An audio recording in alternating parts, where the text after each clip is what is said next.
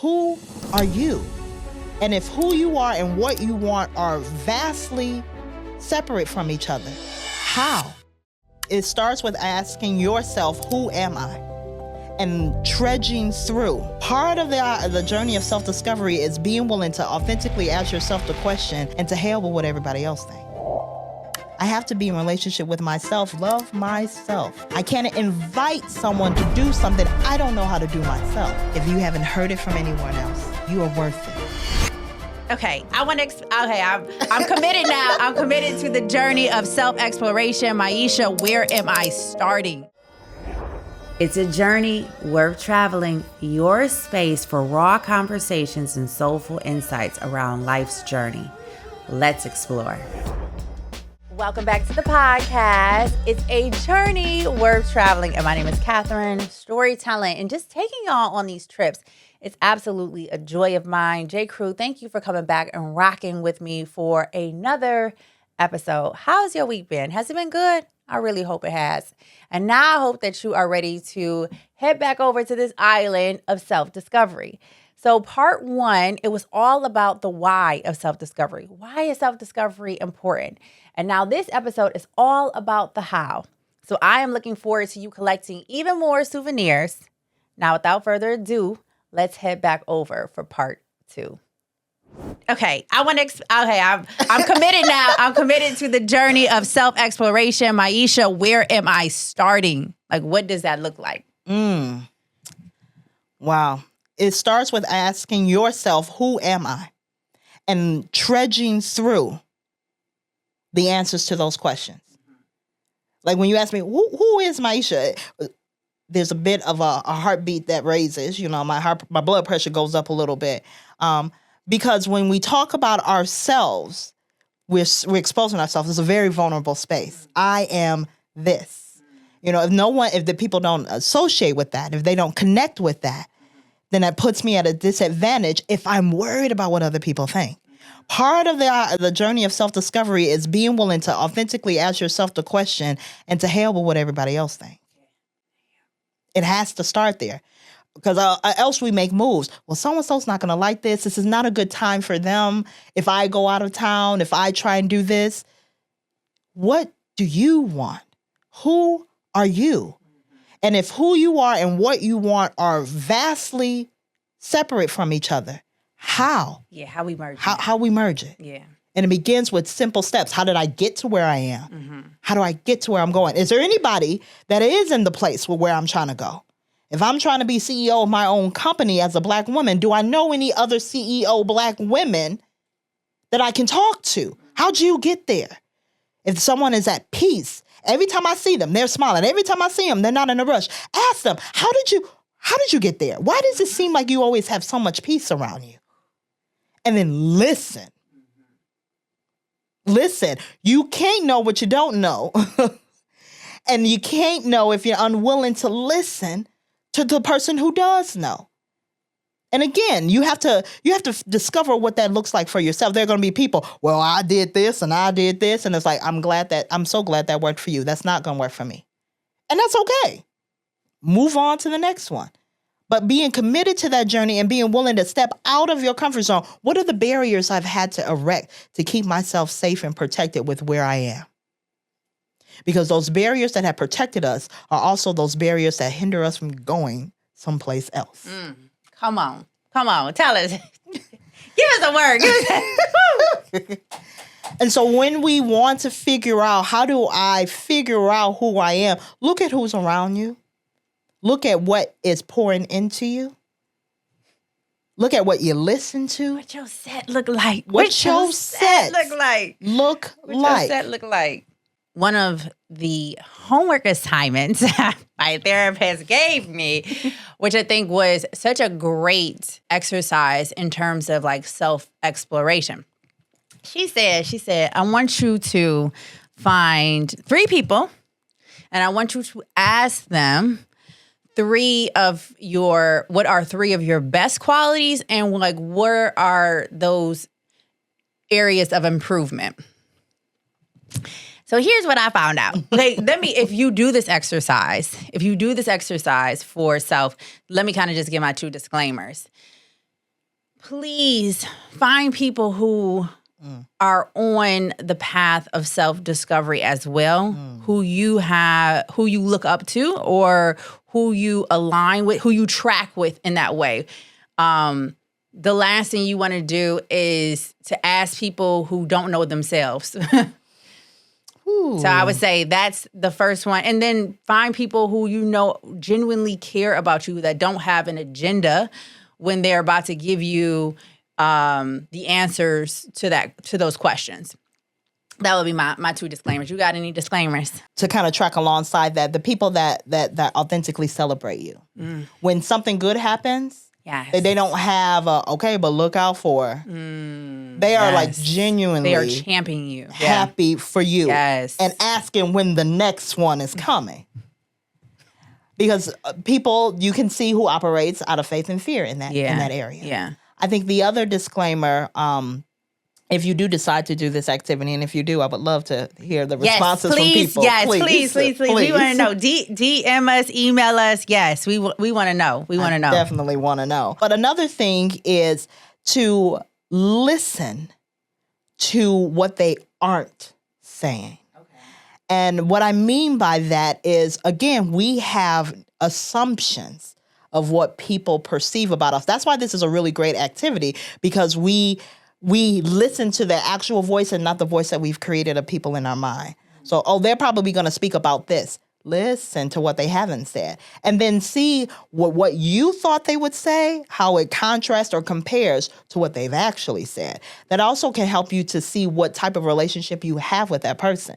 If your assumption is they probably going to say, I need to work on this, this, and this, then where in that relationship did that narrative become core to that part of that relationship that you have with that person? If they probably going to say, I'm lazy. They didn't say anything about lazy. Where did I get that from? Why did I place that assumption on that person for me? For myself. For myself. Yeah, absolutely. So here were a couple of my little revelations through this exercise. One of the things, this was clutch for me. I realized a lot of my best attributes, the things that are my greatest characteristics, can also be the things that are not serving me at times. They could be working to my detriment. Case in point. Okay. My mom's like, Kat, you know you're a very determined person. And I am. I am very, like I said, I know how to endure. And I think having determination and being able to endure, like the way that it has allowed me to not stop and not settle in life, that's everything for me. And I know that's what helps me get through, like we came into the journey of this podcast. I mean, just the way like it started, it was like, okay, it's going to be an audio and then it's going to be a video. Okay, I live in Chicago, but no, let's film in Detroit. Okay, let's build out a studio. Okay, now we got mode in the studio. Like just all these different, it was one thing after another. But for me, it was like, okay, these are all beautiful problems to have. And girl, you know how to endure. You know how to, what I'm saying? Like keep things moving. You're a fighter, so we just going to keep fighting through. And so it's one of the things that I absolutely love about myself. But here's where it almost got me. It puts me in some really unsafe spaces. So when I got carjacked, here I am. There's this guy who witnessed the carjacking, and he pulls up, and he was like, "Do you want to go get him?" And you know me, I'm like, let's go. Ride or die. Let's Literally, go. Ride or die. Exactly. I'm like, yes, okay, let's go. So we get into, I get into this man's car. I don't know this man from Adam. This man could have been a part of the setup. Mm-hmm. Not only am I getting carjacked, but now I'm getting sex trafficked and all this kind of stuff. But I didn't care at that time. Like, my determination was, I got to get back control of this situation. I felt so out of control. There's all these things that are now taken from me. You know, like my safety, I had to feel like I got some kind of vengeance. I don't know where we was going. I don't know what we was going. If we caught up with him, I don't know what we was going to do. Was I going to like fly into the car? I don't know. I mean, I did try that the first. But anyway, but it was just like in that, I'm not thinking, you know, like all I am, I'm not thinking about what's in my best interest, because there's no way that getting in a car with a perfect stranger was in my best interest, but I was just determined. I was determined. So that's an area where it works for me, but depending on what I'm attaching it to, it could be working against me. Yes. Another thing, I like to have control over stuff. Mm-hmm. And I don't think control is a bad thing. What do you think, Miesha? Control is not a bad thing. Okay. When we are able to be in control of the things that we have actual control over. It's when we try and control everything. Yeah. That we run into some problems. Right. Exactly. So I'm like, Kat, you know what you can control? You can control your thoughts. And that's what you should be controlling. You should be controlling your day, because it's getting all out of the way. You should not be controlling, to your point, the things that have absolutely nothing to do with you, or the things that you need to just be surrendering to. I'm also an all-in kind of person. I'm all in. And so, again, I don't think there's anything wrong with being all in. It's just, what are you attaching yourself to when you're all in? What are you all into? Listen, because case in point, the movie The Titanic. There's this scene, the boat is going down. There's this scene when the musicians decide we're going down with the boat. Now, in my mind, I'm like... That wasn't you. That was not me. Okay, first of all, we weren't even allowed on the boat, but that's a whole nother subject. But they had already resigned that was it. Mm-hmm.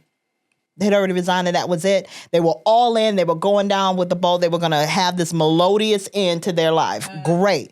Me, I would have been with all of them other people trying to find a way out until it is at the end. And sometimes being all in, means we go down with the ship. We go down with the ship, and we call that faithful. We call that committed. I'm your ride or die. It's whatever, through the fire, through the flood. Do you know what it means to go through fire and flood? So we shouldn't be ride or die. Is that what you're telling me? Ride or die, but ride or die wisely. Okay. Okay. I like that. Thank you for that disclaimer, because I really do pride myself on being a ride or die. Like, that is me, as me through and through. But okay, I like that. I like that comma. Yeah, I like that. Okay. With wisdom and with anything with wisdom. Again, if there's an associate sitting on the couch and he like, we don't have no money, let's go down to Chase Bank and see if we can rob it.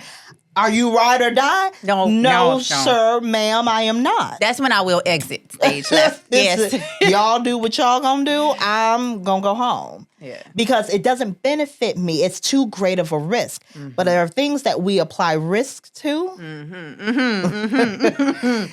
that are actually contribute to our desire for control and comfort that hinder us from experiencing and discovering who we are. Yeah.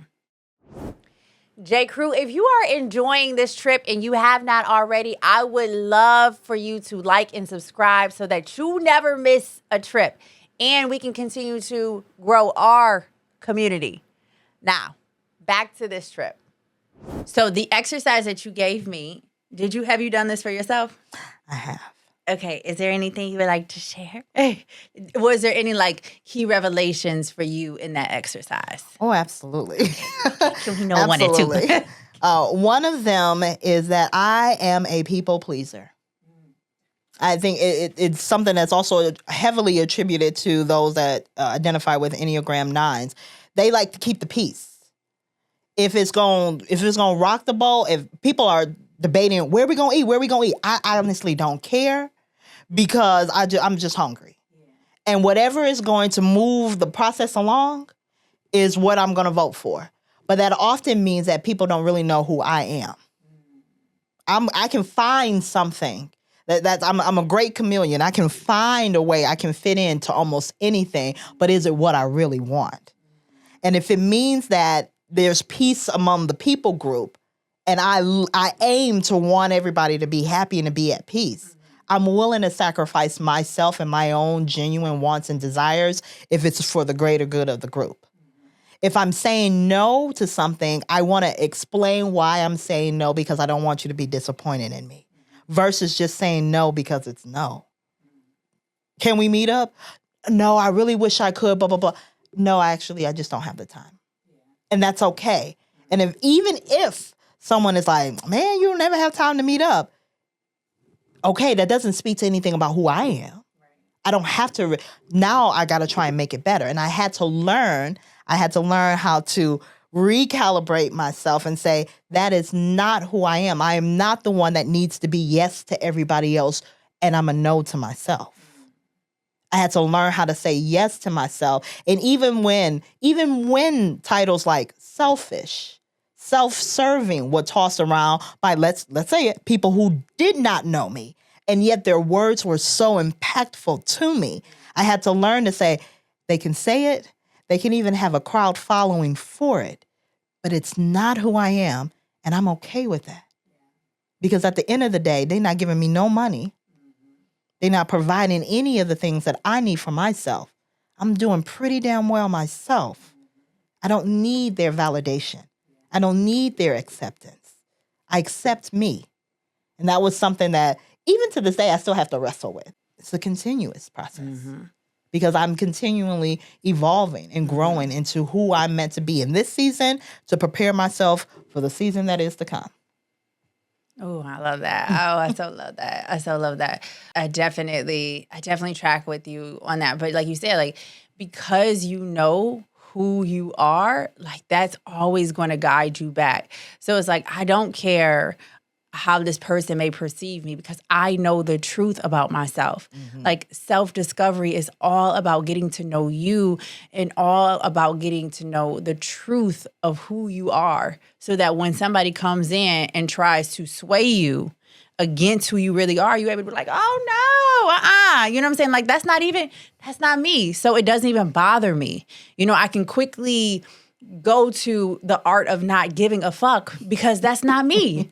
You know, it's not. And I'm not going to allow for your perception or your projection to impact me in a way that is now making me take a step back from who I am. Absolutely. But let me also say that was a pivotal moment because there was a time when the things that people said, the things people projected, I took as law. Yeah. I took as, okay, all right, so I talk too much. All right, so I need to learn how to be more quiet.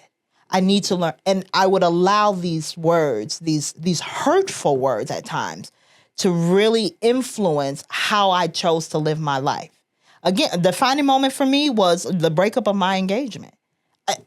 I was like, okay, I'm engaged, I'm set, I'm good. Someone loves me, I'm worthy enough, I put in that good work, great. That fell apart. I didn't know who I was. What do you mean this isn't what we're going to do?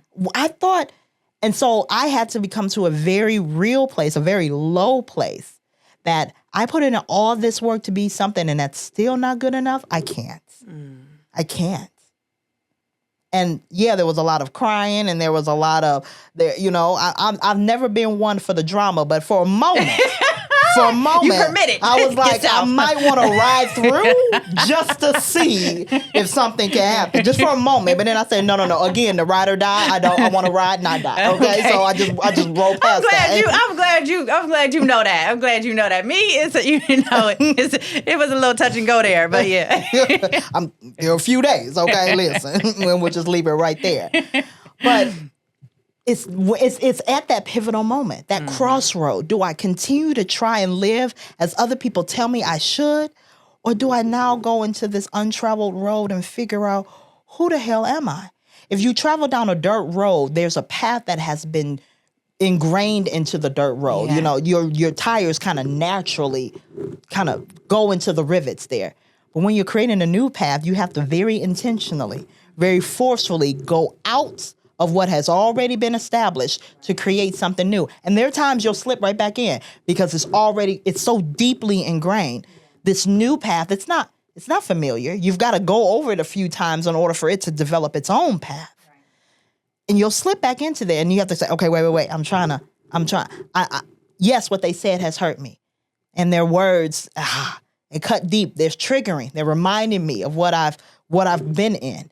But I have to remind myself that doesn't define me. Who I'm married to doesn't define me. It doesn't give me worth. Who I'm connected to and who I choose to be connected to is based on who I am and not on what I hope results in this relationship. Yeah. I have to be in relationship with myself, love myself. Love myself. In order to invite someone else to love me. I can't invite someone to do something I don't know how to do myself. Love me. How? How? Do you know how to love yourself? No. Then how is someone else going to love you? How do you know when it's love? You have to figure that out for yourself first, because then when the foolishness comes, even if you're committed, even if you're very hopeful, you also know this is not who I am. It's that dissonance again. I'm not in line with who I am.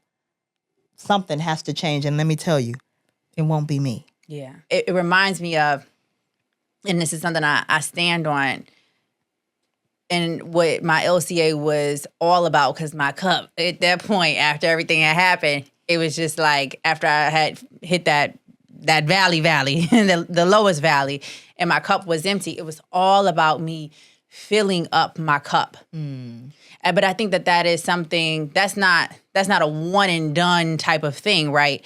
Like, and it is our responsibility to fill up our cup. It is Kat's responsibility to fill up Kat's cup. It's not Miesha responsibility to fill up my cup. It is my responsibility to fill up my cup. What you give me is overflow. And I appreciate the overflow, but it is my responsibility to fill up my cup that way. And that's all about self-discovery, self-awareness, self-love, self-care, self-growth, all of those things. That is me filling up my cup. But what you filling it with? What you filling it with? I would like to think that I am intentional about filling it up with good stuff. But yes, but what are you filling it? What you filling it up with? What is feeding you? What is fueling you? So with that being said, what does our set look like? Miesha, what does our set need to look like? What does our mindset need to look like? It really depends on where you're trying to go. We can arrive at an airport, but there are planes going all over the place. So identifying where is it that we want to go. Finding people who have already gone there. If there's someone who, again, going back to an earlier part of our conversation, you notice that someone just always seems to have peace. And that's something that you want. Going to them, humbling oneself and saying, how did you get there?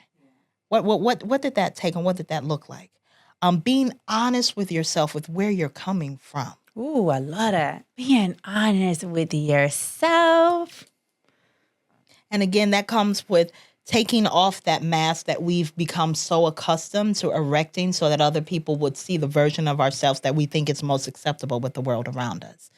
When we're honest and when we're able to be honest with ourselves, with where we are coming from, where we authentically are, then we can say, okay, I need this. Being vulnerable and saying, I need help in this area. That's hard for us to do because everyone's supposed to magically already have it figured out. I work with students at a university level, and they come in first year of undergrad, and they expect in 4 years, I'm going to graduate. I'm going to get this awesome paying job where I'm making over 6 figures, and I'm going to be at peace, and I'm going to have everything that I want. And then that first exam, they fail. Life is over. And I invite them to come and speak with me, and I say, okay, so let's talk about what happened. I did everything that I was supposed to do. Did we? Let's talk about what happened.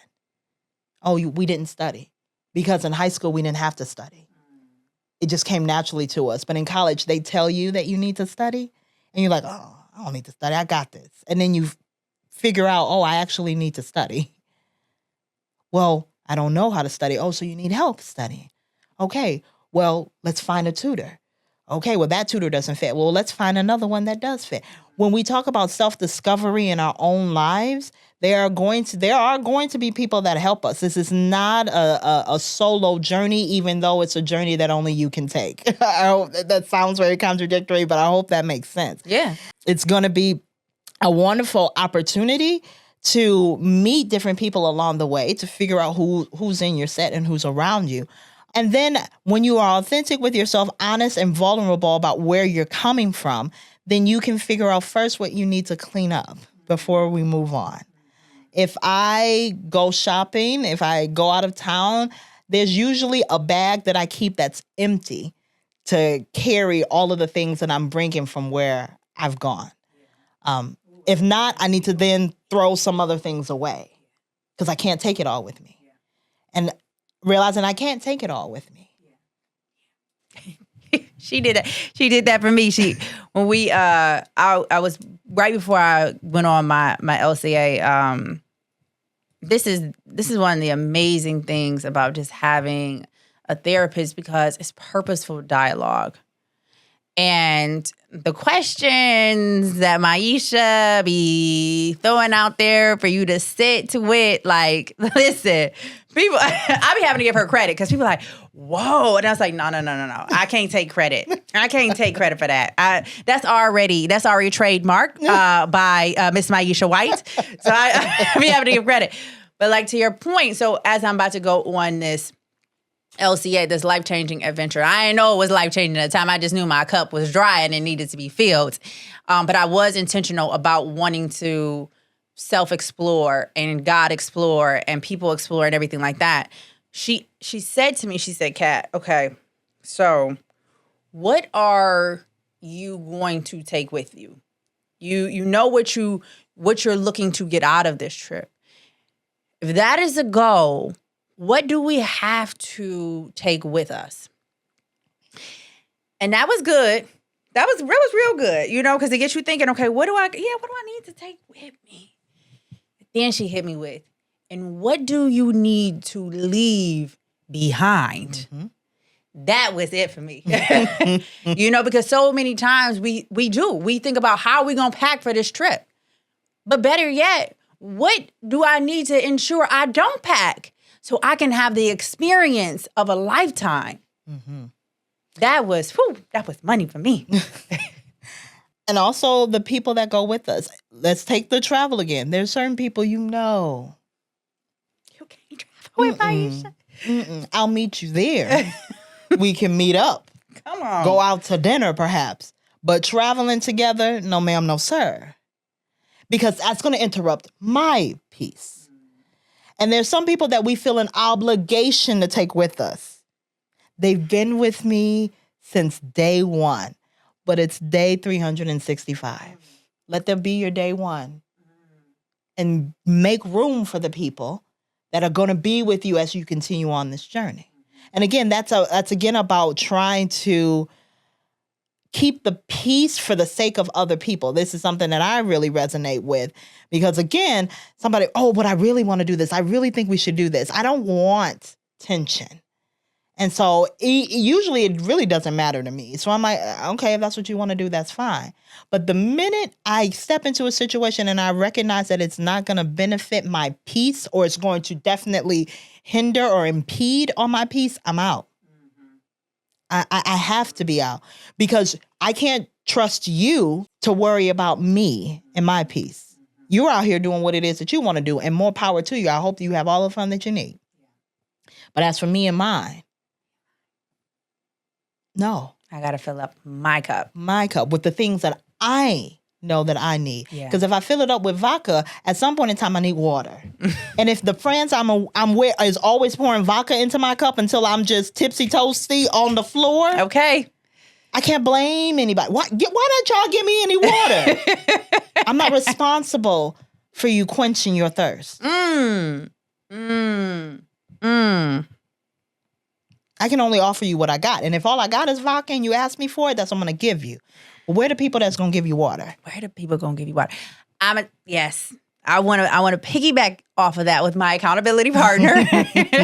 She sent me this this really great clip, and it was just saying the guy was speaking to how like your day ones, those are the people who, you know, they've been with you and they've been through some stuff with you, but generally those people they've been in most of your seasons of survival. Mm-hmm. Your day twos are the people who you're more intentionally choosing, and being able to intentionally choose those people, you're in a whole different season. Mm-hmm. When you think about like people who have been in the military and they get around the military people, they've been through something. Yeah. But when they get together, what do they talk about? They will say, how's it going? How are the kids? How's the wife or the husband, the grandkids, whatever the case may be. But they'll go back. You remember when we were in Kuwait? You go back to that place that bonded you together. And your day ones are people that by circumstance, like you said, like they have been with you through survival modes.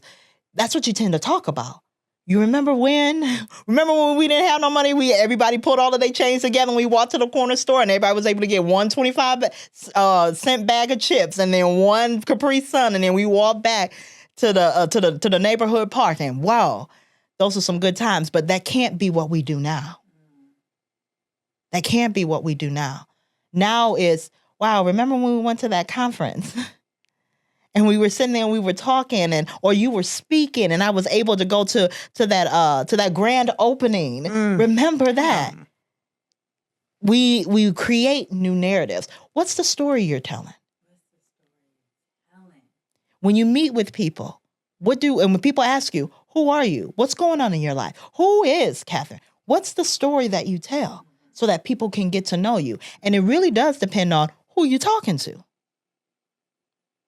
If I'm on an interview, I'm not about to tell them, well, my engagement broke up they don't need to know that. That's not the time for that conversation. But when I'm talking with someone who's considering being my significant other, tell me about your past relationships. Now's the time to tell that story. Who am I around? What story am I telling? And how is that aiding me in where it is I'm trying to go? People talking about, oh, well, you know, I got to hook up with somebody on Tinder. I'm not talking about marriage. They're not thinking about marriage. What is the purpose? Where are we trying to go? You trying to go to the motel. I'm trying to get to the White House. We are not the same. We not tracking. And that's okay. But it's when you yield your growth for the sake of waiting on somebody else to come up. He got the potential, and potential it is. Yeah. And that's fine. But he may not move at a pace that you are trying to move. Again, we got to get to the airport. The taxi or the Uber is outside. And you talking about, let me jump in the shower real quick. We're not going to make it. We're not making it. And at some point we have to decide, well, I wish you the best. And again, who are we connected with? Because if it's my child, I'm not going to be like, all right, child, well, I'll see you on the flip side. Right. I got a responsibility there. But if it's just me and mine, yeah, I have a responsibility for me. Absolutely. So you said that like one of your personal revelations in this particular exercise that you did was where you discovered, okay, like I have a habit of people pleasing. And then you also shared just listening to other people's narratives of you because you don't necessarily know self in that moment or in that space. And now you're on this exploration, this journey of self-discovering. But there's obviously there's this unthreading process that now has to happen. So what are the tools? What are the protocols? Like what are the mechanisms that are going to best suit us? Like what is your unthreading process? What did Miesha have to tell to Miesha? Wow. Well, that is actually also a pivotal point in when I got really heavy in my faith. Okay. I needed something that was going to anchor me in truth. Won't he do it? Won't he do it? Listen, because where I am fighting this thought or this feeling that I'm not enough, I needed something that was telling me that I was. Ooh. And my parents, I felt, were obligated to tell me. You have to tell me that I'm, no, you're beautiful. You're supposed to tell me that, Mama. Thank you, but you're supposed to, is what I thought. I didn't realize other people didn't have that type of relationship with their parents. But that's another story. But I needed something else that was telling me that this isn't all that life has to offer. And for me, that was faith. When it says that I am worthy because he is worthy. And I was like, well, what does that look like? What does that mean? Then how do I fight this feeling that I'm not worthy enough? And honestly, it was simply trusting and believing in what I knew or I was becoming to know as truth. And again, that goes back to like the dirt road, those grooves that have been made and making new ones. So it was a daily, sometimes a moment by moment process. I can't do that. Miesha, we're fighting this. We're fighting this. You can do this. You can get past this. You can heal from this. People have done it. You can do it. And sometimes I don't know that I can do something until I'm forced to have to figure out that I can. I don't want to hear from somebody that I can heal if they've never had to heal from something. I mean, it's like let me tell you first. I'm not going to be I'm no one to talk about anybody's marital advice. I'm not married. I'm not married. I can't. I can theorize with you. I can speculate based on what I see on TV shows and Friends. But personally, I can't tell you how to sustain a marriage. I've never done it. And it's also being able to connect with people who know what they don't know also. When you got people who are know-it-alls, oh, well, all you have to do is this and all you have to do is this. Then how did you fail? What was a moment when what you tried to do didn't work and you had to figure something else out? If their answer is never, stop following that person. Stop following that person. Because what got you here won't get you there. And obviously they are not aware. And so I say for a lot of people, if what you want to experience is healing, then allow yourself to be real about the hurt so that you can actually heal. If you want to be a chef, you got to make some terrible meals to know how to help someone get past that stage and that season. Yeah. Even when we look at people that we think have arrived and we start getting these documentaries and these backstories, look at the Jackson 5. One of my, Tina Turner, love her story. Well, when I watched What's Love Got to Do with It, it took me a long time to not look at those actors as those actual characters. And what she said, I don't want nothing that you gave me. Just I just want my name. I just want who I've created myself to be. I just want my name. You can have the fame. You can have the records. You can have the money. I just want me. But we know now that we can get past that because she told her story. Because she told her story. And then people were able to see her story and to see that movie and to think for themselves, maybe I can too. Forget wanting to be a musical artist. Maybe I can believe in myself and get out of this toxic relationship. Yeah. Maybe I can create for myself a name that I know I identify with. Yeah. Like to your point, like story is everything. You know, having those people who you have watched and who you admire and who you even aspire to be, watching them turn pain into purpose. Like that, when we started A Journey Worth Traveling, not the podcast, but the docuseries, that's what it was all about, was these ordinary people doing extraordinary things and watching them turn pain into purpose, being in like the lowest spaces of their life and how they were able to find darkness, how they were able to find light in that darkness. And so when all these things started happening to me, I had those stories to go back to. I had those stories to act as this staff for me.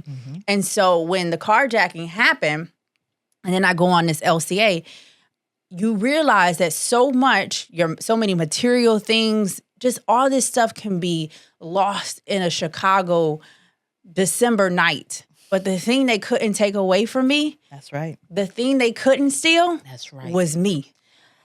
I went on that LCA. They couldn't take that purpose away. They couldn't take those experiences away. That was mine. That was mine. And the beautiful thing about it is that you know that because you went through that. And this is by no means, I really want to tread lightly here, because this is not to say that you deserve to go through some of the things that you went through. People have been molested and abused, people carjacked, and had other traumatic experiences. And what I do not want to say was you deserve that. What I will say is that you have an opportunity to use that and repurpose it to be a part of the story of you becoming who you are. Yes. You're not responsible for all the things that have happened to you, but you are responsible. Yes. Oh, that's beautiful. And it is beautiful. It's a very beautiful story. It's a very beautiful story because it is, I believe that we have purpose to make impact in this world. There's a passage of scripture that says that we are overcome by the blood of the Lamb and by the word of our testimony. To overcome something, to triumph over something, and to help someone else to do it is by the word of our testimony. And all a testimony is a story of triumph. That means that I was in a place of destruction. I was in a place of loss, and I won. Let me tell you how. And when we're able to tell that story, then that is what begins to motivate people. When the pursuit of happiness, that's a story of triumph.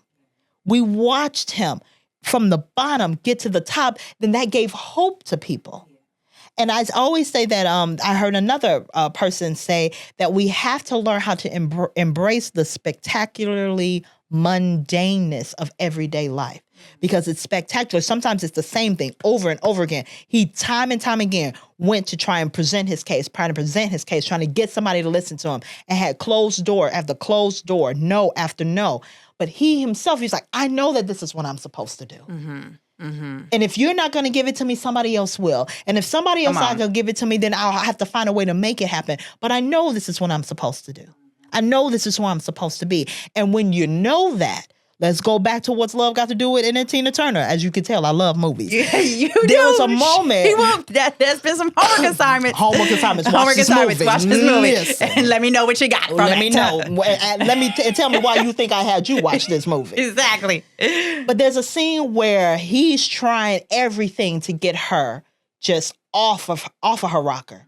And she has this, because she became a Buddhist, and she has this chant that she would just say over and over again. And it was her anchoring moment. It was like, you got all of this noise, literal noise going around me, trying to distract me, trying to get me off the course that I've set for myself. And she would just, this is who I am. This is who I am. This is who I am. This is what I'm doing. This is what I'm doing. And sometimes that's all we got. Yep. That's all we got. And that has to be enough. And you have to be committed to that in order to get to where it is that you are trying to go. Yes, that is the perfect segue into my next question. What does our environment, what does the actual environment need to look like? Or where can one obtain just some of the best moments? How do you access that self-discovery? This is going to be just as unique as an individual. Okay.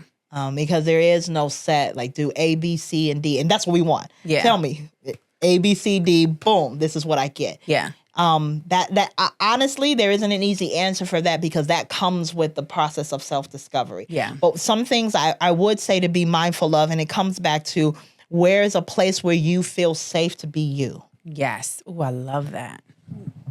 Pen drop. Where is a place? Where is a place that you feel safe to be you? And that's going to look different for people. Why is that so important? Because when we feel safe, then we can truly experience the moment. If I get on a plane and I'm worried about whether or not my pilot is capable, I can't rest. I might not even get on the plane. Do we know? Does he have the credentials? I'm worried. I'm scared. But if I trust and I feel safe, then I can relax. I can maybe take a nap. I can enjoy. I can look out the window and see the clouds pass. I can enjoy the experience. And that alleviates from me the pressure of needing to make sure that everything is going to be okay. I'm trusting the process. And so if I feel safe in this environment, and again, that's going to look different for people. For some people, that is completely alone in a new space. For others, it's in a familiar auditorium where they used to perform. For somebody else, it might be in a room full of people that are like learning or studying. I feel safe in this space to be myself. Because I'm also most likely surrounded around people who are either striving for the same thing, have obtained the thing that I'm striving for, or support me in what it is that I'm trying to do. I got a sister that is in nursing school right now. Okay, sis. Listen, she's got 2 kids. Okay. 1 special needs kid. She has to trust that the people that she leaves her kids with are going to protect them and love on them and serve them the way that they need to, so she can be at rest and at peace to pursue some of the things that she's trying to do. Mm-hmm. One of the places or just spaces where I feel like I've had the greatest just moments of self-discovery, or where I've really allowed for that work to take place, is in solitude.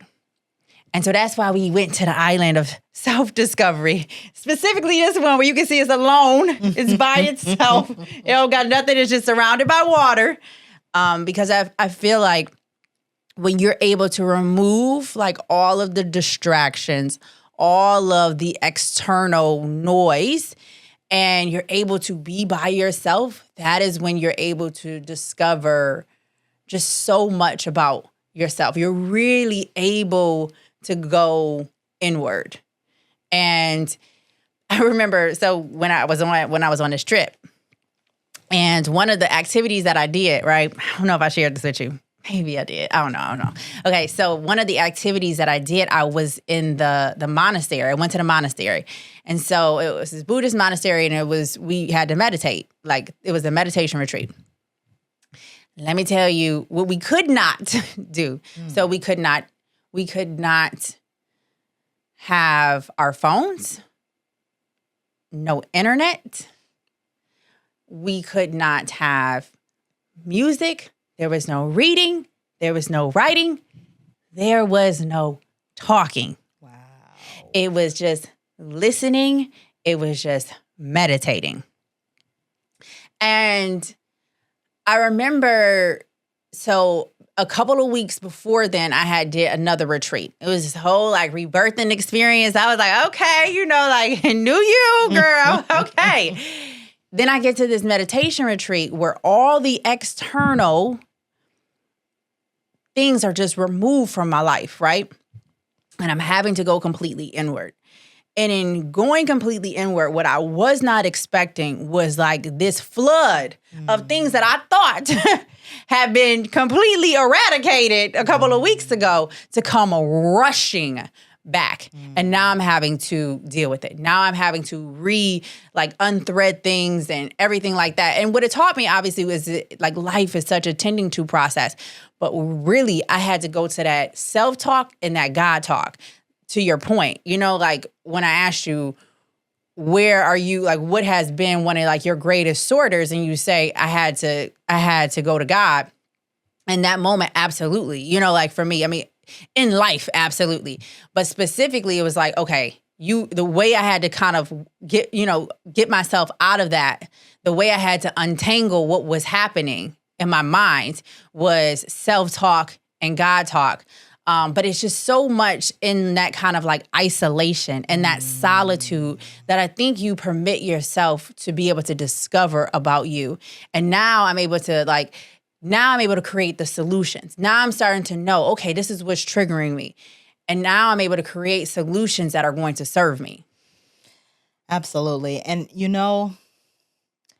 I think solitude is a really wonderful place that we should visit often. And then it was in my place of solitude that I realized that not only was I afraid of other people, and we talk about that pivotal moment, but I was also afraid of God.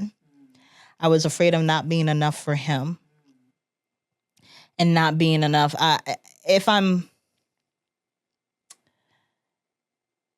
fully transparent, I did not think that there was anyone beyond who was supposed to, like required to love me, that would love me, including God. And when I came to the end of myself, when the most, what I thought was going to be the most tragic thing that ever happened to me was to think I was in love, to only to find out that I was not. Because to me, that meant a lot to me. It was something wrong that I had did. That was the way my survival had kicked in. You did something wrong. You got to figure it out. And again, I was on this discovery. I was just stepping into this faith journey. And all I had known was that God had a whole bunch of laws and rules, and people just keep messing up and just won't get it right. And he's just consistently frustrated with people. That's what religion looked like. I got to dress a certain way. I got to speak a certain way. There's certain things I cannot do. Mm-hmm. But what I didn't know and what I had to discover, and which was part of this whole self-discovery thing, was that there are people who have tried to replace God in my life. They tried to be the ones to tell me what I could and could not do. But when I went to God, like for myself, I was just like, okay, who are you? Okay, just who are you? And he's like, I am the lover of your soul. My life passage is in Songs of Solomon, chapter 2, verse 16.8. And it says, I am my beloved and he is mine. Mm. That's it. Mm. He calls me beloved and I am his and he is mine. That's it. That's it. And that's when he said, I'm the lover of your soul. And it spoke to everything that I was in conflict with. Am I lovable? He says, yes. Not only do I love you, I love your soul. Was I worthy enough? I loved you before you even knew that love from me was possible. And even as I've gotten older, I've been able to taste little bits and pieces of this. I have a niece and nephew, I told you. I love them with every fiber of my being. There's nothing, I can get frustrated with them.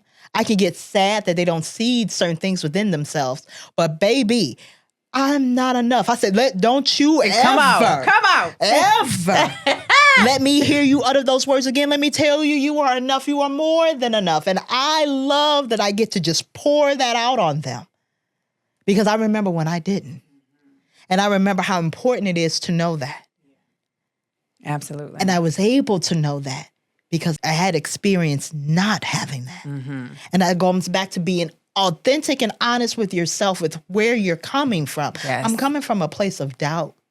I'm coming from a place of fear. I'm going to need help to learn what that looks like so that I can get to the place I'm trying to go. Yeah. What are those tools look like? Like, is that showing up in therapy? Is that showing up in you writing? Like, what are some of the tools that we can deploy in that space, in that exploration? And that's the beauty of discovery. Mm-hmm. Because for some people, it is going to show up in therapy. Mm-hmm. From others, it's going to take selling everything they have and driving across country. Yeah. And figuring that out for themselves. Or going to a whole nother country for some months and just living. Yeah. From others, it's gonna require them going back and having really difficult conversations. Mm-hmm. You hurt me in a really deep way. Mm-hmm. But I've released you from that hurt. I've released myself from that hurt, and I'm moving on. It is literally discovering who you are. And there isn't a manual for that. And that's something that we look for. And that's the most frustrating part about self-discovery. Yeah. Because no one can tell you how to do it for you. Yeah. I can give you suggestions. I can give you tools. Even the things that you were taking, it was just like, there were some things that you realized, wow, it would have been really great if I had this. But you didn't know that until you got there. Right. This is true. That's so true. What are your thoughts on meditation? I think it's a really great way to control our thoughts. When we are very intentional and consistent about what we tell ourselves, we can then recognize when other thoughts and other words or commentary enter into our mind that is not what we're doing. If I'm telling myself I'm worthy of love, I'm worthy of love, I'm worthy of love, and then there's a fleeting thought that says, but you don't deserve this. I don't have to receive, accept that, and allow that to take root in my heart. Because I've been meditating on truth that I am worthy. On truth, yeah. And so I'm able to reject that thought, even if that thought is my own voice. Yeah, I totally agree. Like how it was explained too is like meditation is this really just great way to be able to tap into the operating system. Because again, you're having to go into this space of solitude. You're removing all of the distractions. And in doing that, you're able to tap into that operating system. And I think that's one of the things, like even throughout this entire conversation, you kept going back to is this self-talk. Like I kept hearing you in all these spaces, or all these seasons that you were in, you kept checking in with Miesha. Like, I just kept hearing you say, Miesha, like you kept checking in with yourself. And I think that's so important. Like when I was preparing for this trip and I was like, okay, what I recognized in preparation of it is that number one, like with any relationship, when you think about like your greatest relationship, like your relationship with your sister, you probably call her, you be like, hey, like, how's it going? How can I support you today? You need the kids to be picked up. What can I do for you? But like, how often are we doing that for ourselves? Are we doing that? How often are we marinating on those questions? Like, how are you doing, Kat? How are you doing, Miesha? Like, what can I do to support you in this moment? And I realized you haven't been dating yourself all that well, Catherine, lately. I've been pouring so much into the podcast. I haven't necessarily been checking in with myself. I haven't necessarily been asking myself the questions that I need to ask to ensure that Kat is really just being in this space, being in a more intentional space of self-care. I be getting home at 2 o'clock sometimes. I don't even want to take a shower. And I'm like, dang. So what you saying to yourself? Are you saying that you are not worthy to decompress and take a shower? Like, what are we saying about, what are we saying about self? And one of the greatest questions that you had me think about, it's been many, but this is one that I love. And I do it often, but not often enough, if that makes sense. You said, what can I add to this moment for myself to make this moment better? Like, what does that look like? And it could be as simple as me turning on Maxwell. Turning on Janet in a moment. It could be as simple as, like, I don't know, me going to get me a Starbucks coffee, whatever that looks like for you. However you can enhance something or give yourself something in this moment to enhance the moment. That's self-care. That's self-love. Absolutely. And when we are on this journey, it is in those moments. And again, that's taking that risk, taking that step, not giving in to fear to try something different that are the most memorable for us. What happens when we get off course? How are we getting ourselves back? This is going to be helpful with the people that are around you. They serve as the Surrey to the maps that we're. When we are following a plan, when we put in our GPS, I'm going to someplace. When you get off course, it tells you, redirecting, rerouting. If the people that are around you should be able to tell you. Let's talk about the accountability that I say, like me wanting to get a bit more active and lose a few of these pounds, Although, yes, you're right. I do look fabulous. You do, queen. You do, queen, my age. But with the people that I've surrounded myself with, when they call, and they're going to check in because these are the type of people I've surrounded myself with. So, what did you do today? Girl, I didn't do absolutely nothing. I just sat on the couch. Netflix came out with a new show, a new season, and I just didn't. Then they're going to be like, oh, okay, well, is it a good show? Yeah. Or, oh, okay. So are you doing something later today? What's tomorrow looking like? You know what? I was thinking of walking around the track. Why don't you come and join me? There's a beautiful video of a man who's running a marathon. He's running a marathon and he's so close to the end. He's so close to the end, but he begins to cramp up in his leg and he is like, he's getting ready to give up. And somebody on the sideline comes up next to him and begins running alongside him. And it's like, come on, you can do this. Look at the finish line. You see it? Look at the finish line. You can do this. You can go. And people were like, oh, wow, he made it to the end. And I said, pause, everybody. Because of that man himself, who was serving as the support and accountability, was unfit. He couldn't have run alongside him to continue encouraging him to go forward. Yes. Because that couldn't have been me. That part. Because I'm not a runner. I'd have been like, wow, keep going. On the sidelines. On the sidelines. From the TV, from my couch. Keep going. But he knew that not only can I help him, it's because I'm fit. Yes. The people that are around you, if they aren't on track or at least able to do what it is that you're trying to do, they can't help you. Yeah. How we finding these good friends? Yeah, go to good places. Ooh, I like that. There we go. There was it. That was it. Go to good places. Go to good places. Go to good places. Again, if I'm looking for people that have entrepreneurial research, where are the retreats for entrepreneurs? Go and just introduce yourself. Yeah. Make yourself uncomfortable. Humble yourself. Yeah. How did you get here? I can't find that at the club. Yeah. You can find it here though. You can to your point, that was one of the reasons why community. So fuel is one of the pillars in terms of what we want to extend, but community is too, because you need to have those people that are tracking with you in an upward trajectory. It is so essential. It is vital because you so beautifully laid out to us, at the end of the day, when I don't have it, I need somebody, I need that person to maybe give me that extra push or give me that encouragement. But that person can only do so if they know what it looks like, what it feels like. When we talk about the community of people, and again, in the example that I use, I didn't do anything today, I was on Netflix. People are going to push me. If I'm only around people who say yes to everything that I'm doing, yes to everything that I've said, he told me that I needed to humble myself, and I said, well, humble this, and I hung up the phone, and it's like, yes, queen, yeah. But what I want is a relationship, a healthy relationship. It's like, wow, and how does that help you get to healthy relationship status?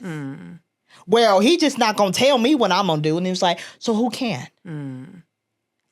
I need you to come back to the question at hand. Yeah. If the goal is I want to be in a healthy, growing relationship, then that also means I need to be healthy and willing to grow myself. Yeah. And I need people around me who are telling me when I'm not on track with where I say I want to be. Yeah, absolutely. If everybody was like, well, yeah, forget him, blah, blah, blah, I'm going to be single with the rest of my single friends.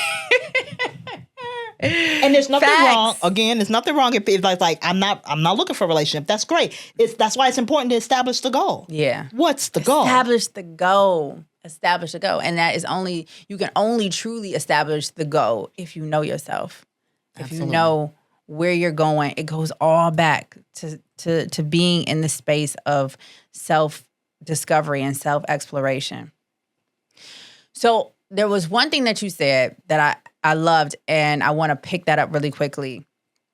You talked about your niece and your nephew. Mm-hmm. And you talked about how you are supporting them on their journey. And so I want to ask, for the mothers, the fathers, the aunties, the uncles, the friends out there, when it comes to our babies, when it comes to that younger generation, how do we show up? How are we supporting them to ensure that they are in a great space and just being on this journey at a young age of self-discovery and exploration? Lead by example. They will know. There it is. What they should and should not accept based on what you show them and what you speak into them. And we're not perfect. We are not perfect people. Listen, you don't understand. Lead by example. Yeah. I can't tell you, my father, he has since changed this, but my father used to say, do the things that I do, do the things that I tell you, not the things that I do. Mm-hmm. And I was like, that's so, and when I was younger, it was law. Daddy said it was law.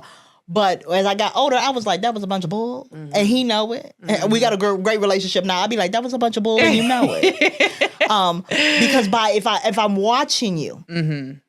I'm watching you work really hard, then I'm assuming I got to work really hard. I'm watching you really protect your peace, then I'm going to know what it looks like to protect peace. Yeah.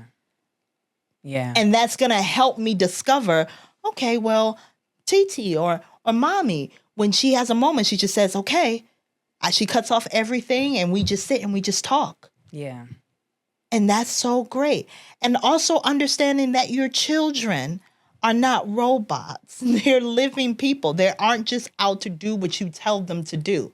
Otherwise, they're not going to learn how to speak for themselves. Mm-hmm. And so I love being able to, now don't get me wrong, my niece can't just say anything that she wants to. Mm-hmm. Okay? You be gentle parenting? Okay. Gentle yet firm. Take that what you will. But when she's upset, when she's frustrated by something, I say, I see that you're frustrated about something. You ready to talk about it now? No, TT, I need a moment. I said, okay, I'll check back in with you in 10 minutes. I said, we can take as much time as you want, but we will talk about this because we won't just leave it like this. Oh, I love that. And so I don't you're going to tell me what's going on now. I'm not ready to tell you what's going on now because I don't really know what's going on now. And then I grow up to think when someone confronts me, I have to have an answer now. And so I don't learn how to advocate for myself and say, I don't really know what it is and I'm feeling right now. I need a moment. Oh, that comes from a young age. And so that's something I can instill in my niece and nephew. You're frustrated. I can see that. Yes. You want to talk about it? No. Do you need some time before we can talk about it? Because we're gonna need to talk about it so we don't stay in this place. Mm-hmm. Can you tell TT when you're ready? I'm going to check in with you in about 30 minutes, okay? Okay, in 30 minutes. Now, was that enough time for you? What did you think about during that time? How did you arrive at what you are telling me right now? Yeah. What do we do different? And it tells her you're human and you can feel. Mm-hmm. It tells her you don't always have to have the answer. Mm-hmm. And it tells her it's okay. I hope people are writing this down. But it also tells her that it's okay to figure it out because that's what we're doing. Mm-hmm. That's what we're doing. Yeah. And when I'm making sure that I'm doing that for myself as a demonstration to her, I can also help cultivate and invest that in her life so that when she's running around on the playground and other people are telling her this is what we're going to do, she knows enough about herself at that age to say, I don't really want to do that. Mm-hmm. And that's okay. Oh, yes. Oh, I hope everyone got that. I hope everyone got that. But I track with you in terms of just lead by example, because when it, with my mom, I think I call her, I hope she don't mind being compared to a horse, but she is a thoroughbred. She really is. She is my thoroughbred. But what's so amazing is she's absolutely been this great example. It's one of the reasons why my relationship with God is the way it is, because I didn't have hypocrisy tainting my image of God. Mm-hmm, mm-hmm. I had this God-fearing woman who was, the person who I was seeing every single day, and I was watching how she was navigating life and how she was shining her light. And so you go back to that whole just the dissonance. I didn't have that. I didn't have that dissonance where it's well, she's telling me to believe in God, but when the way she's showing up, it doesn't seem all that godly. Mm-hmm. Leading by example is so important.